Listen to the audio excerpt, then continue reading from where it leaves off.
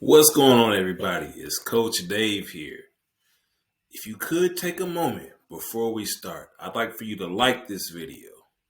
I'd like you to subscribe to my page, and I'd like you to hit that notification bell.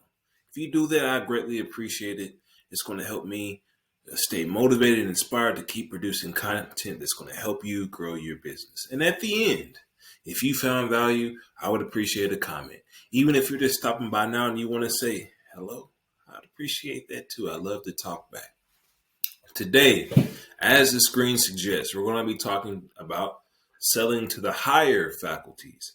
And here are the things these are the things that we're selling to that are beyond our normal ways of thinking and our normal senses. All right, let's dive into it.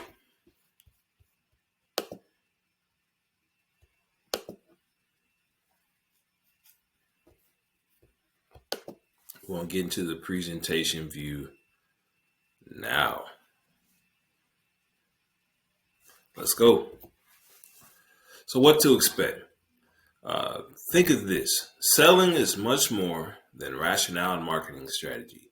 It's not about what people think. It's not about the value justification.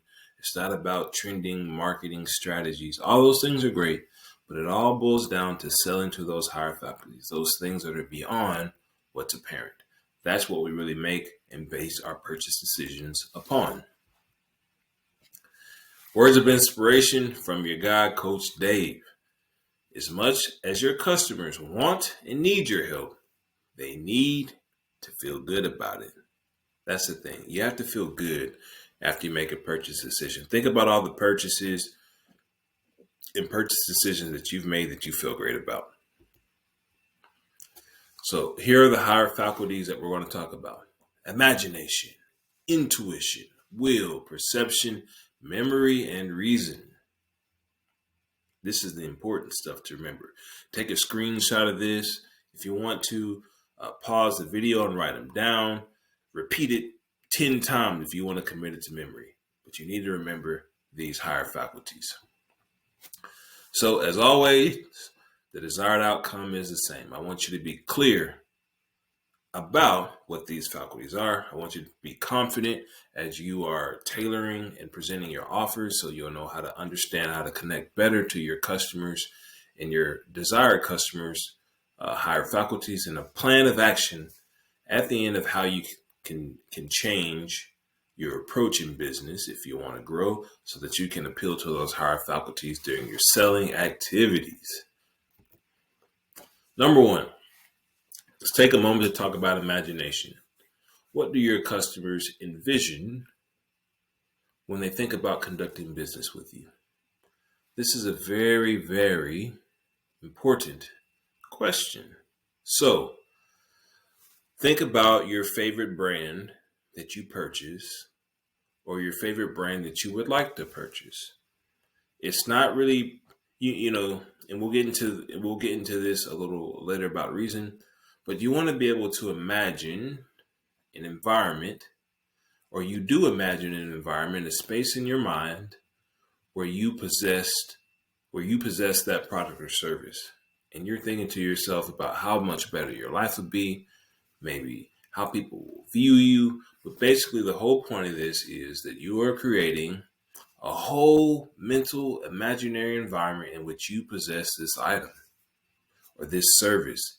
You want to make sure that the product and service that you are delivering allows space in the way that you deliver that value for your customers to imagine a world in which they're conducting business with you, and that their lives, their stature, their feelings, their emotions are improved as a result of conducting business with you.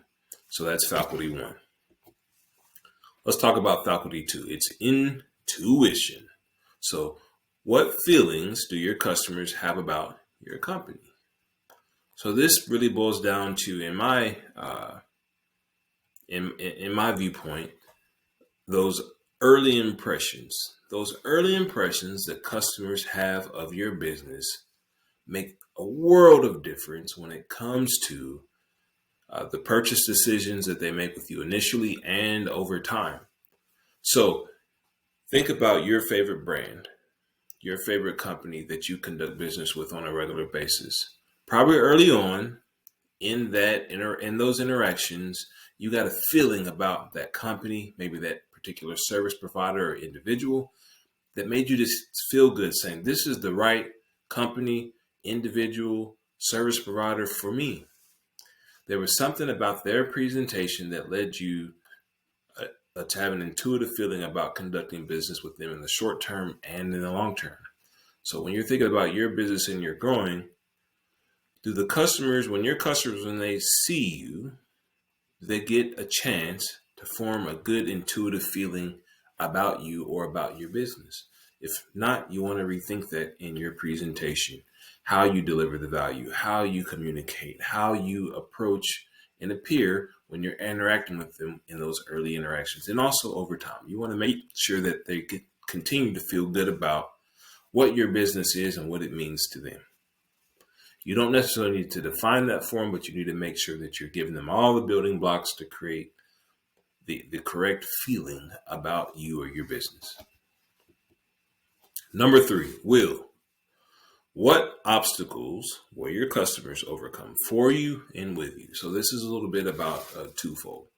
Number 1, we all have I like to think of our guilty pleasures or luxuries in life where we say, no matter what, I'm going to possess this product or service.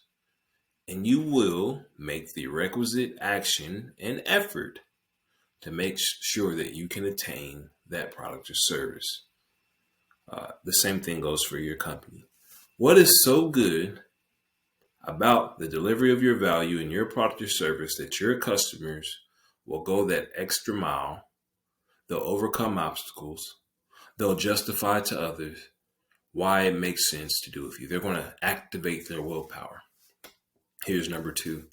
What about your product or service makes it easier for them to activate their willpower so that they can overcome whatever obstacle that your product or service is helping them to overcome? So you want to think about that as you're delivering value and as you're developing value to say, I want to activate willpower so that they will do business with me. And I also want to make it easy for them to activate their willpower so they can overcome whatever challenge that my product or service is intended to help them overcome. Let's move on to number 4, perception. How do your customers view you, and how do they think they are viewed with you? So this is an important one. We live in a world where we receive input from our senses. So our 5 senses, we have taste, touch, sight, smell, and feel. So with those senses that you have, what you're going after is when the customers see you, are you giving an impression of increase? Are you improving their stature in their community or in their social group? And are you making them feel good for having done business with you? So this is how your customer views you or your company. So when they perceive you, do they see you as substandard? Do they see you as just another option? Or do they perceive you as truly a superior option that's worth overcoming challenges, maybe paying a premium price, maybe justifying to others? Your perception to your customers is super, super important. And you need to be cognizant of that as you are delivering or developing your value offers. Let's talk about faculty number 5, our memory. Are the transaction and relationship experiences with you, do they leave a lasting impression?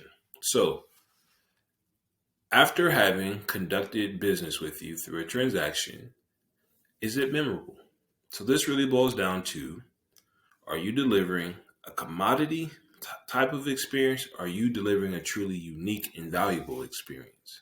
Something that will leave a lasting impression in the memory of your customers.